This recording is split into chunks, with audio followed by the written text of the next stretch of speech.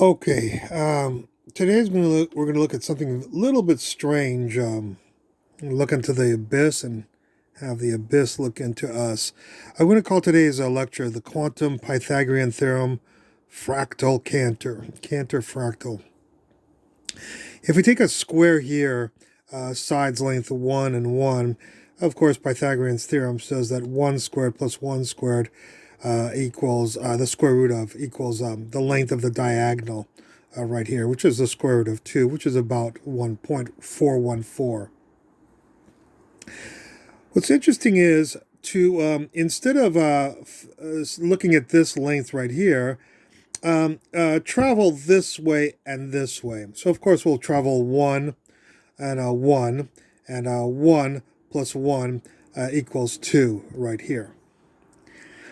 Then what we'll do is we'll travel here, here, here, here, here, here, here, here.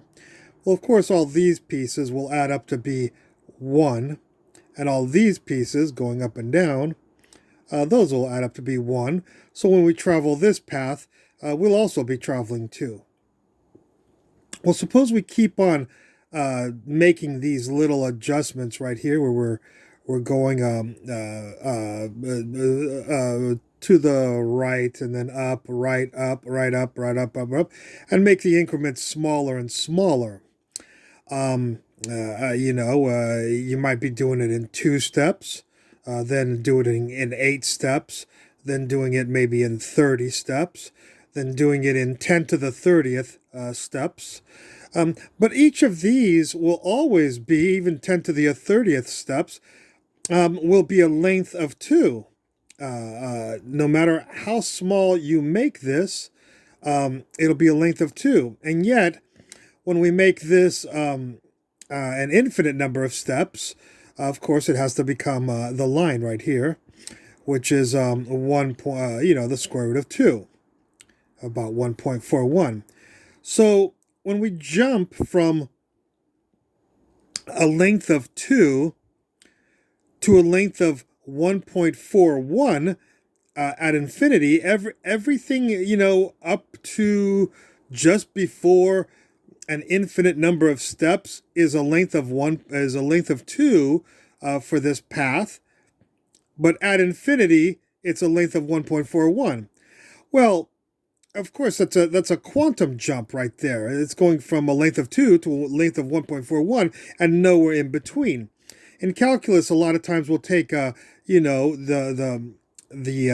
derivative or the area, slices up into pieces.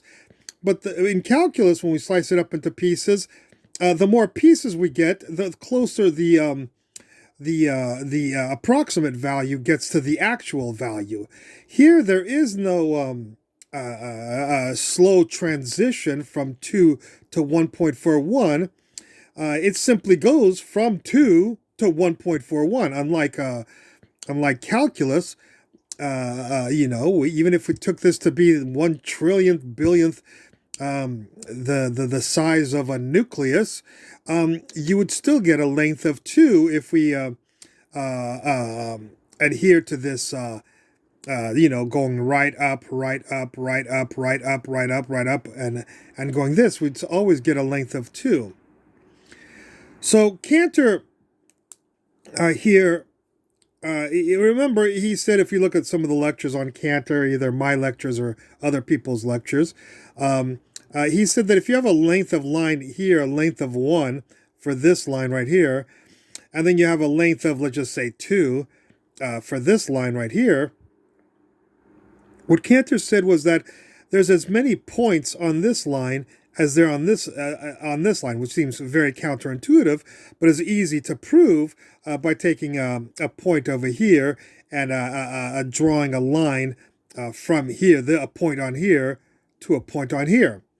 Well, there is no point on here that doesn't match a point here. If you go from here, hit this point, you'll hit this point right here.